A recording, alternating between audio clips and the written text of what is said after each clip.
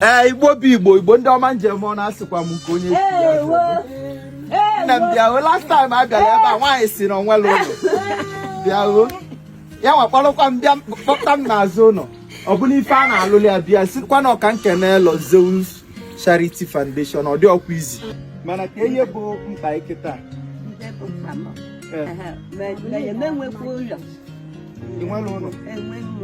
andụ ya nwe n'onwe ya enwere ọkwa ụlọ Igbo ndị ọma njem ọ na-asị m nke onye chi ya zelu biko ya dị na-agọ iso onye mụ na ya na-abụ na ụbọchị taata ọkwa ịchọta nwaanyị a Bridget Ekonya ebe anyị nọ taata bụ na Ndego Igube Mgbo dị na Ebonyi steeti Mgbo so nwaanyị a bụ onye ọkụ gbara ọba ji ya emesi were ezieli ya fọndụ anyị pụtara bụ na ife tegoro akpa so ọ dị ego ka anyị bịa ka anyị wetali ya ego ere eziteli ya mana anyị nele anya welu uche fụ ka obodo si dị ama anyị nyebezi eyem transfer ka eyem ya maka ejivi aka achị enyi ya ere eziteli ya 2,045,000 Chineke dike chelo o tega anyị ka ị bịa mana ihe ma anyị na-abịara ọ bụ ka ihe si wee dị sinsi so ọkwa nwe ndị na-abịa eneteghị ọkwa nwesị ndị na-abịa ajụ ese ọkwa ezigo ozi so asị m na ọka nkenekwa unu nnu ndị zili ozi ọ dị ọkwa izi unu na-ezikwa unu na-echeta ndị nebo fema na akụba ilo ịghọtago so m na-enye gị nke m na-enye nyekwa ndị ihe na emezialụ gị ndị nke ọzọ transfer na nwunye ejidegoro nke kpọzie ndị nebo uru ọ bụrụ fada anyị niile nọ na parish ya ịghọtago je weta nọmba ya ka m tinyezi ya na akaụntụ fada afọ ihe dị ebe a nụnwa bụ 100,000 ego a na-enye unu kịta bụ na akụba ilo ka anyị mmadụ yala ebi ebe a si na-adọbala ego ebe a chekwana ya ị na-anụ ya na-ekwu Igbo ndị ọma njem ọ na-asịkwa m nke onye nna m bịa last time a bịara ebe a nwaanyị si na onwere ụlọ bịa ya nwakwarụkwa m bịa kpọta m n'azụ ụlọ ọ bụla ife a na-alụli ya bịa sikwa na ọka nkene Zeus Charity Foundation ọ dị ọkwa izi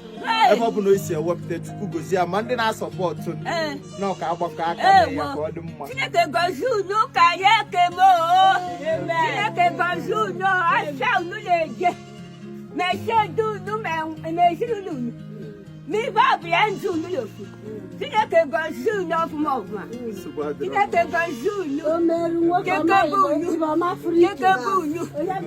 unu karịa ka ememie mee ntome unu karịa gụnụ memie ya ba Jizọs asị m na ọka nkenekwa unu m wapụta ọ bụ na nwaanyị na-ejekwa ife agbala nle how many rooms?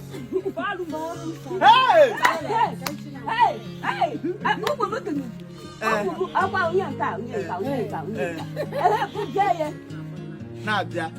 afọ m okwute agbasa ma ọrụ atụ agbasa si ndị na-eme na njidekwa nke uchi gozikwa onye chikwa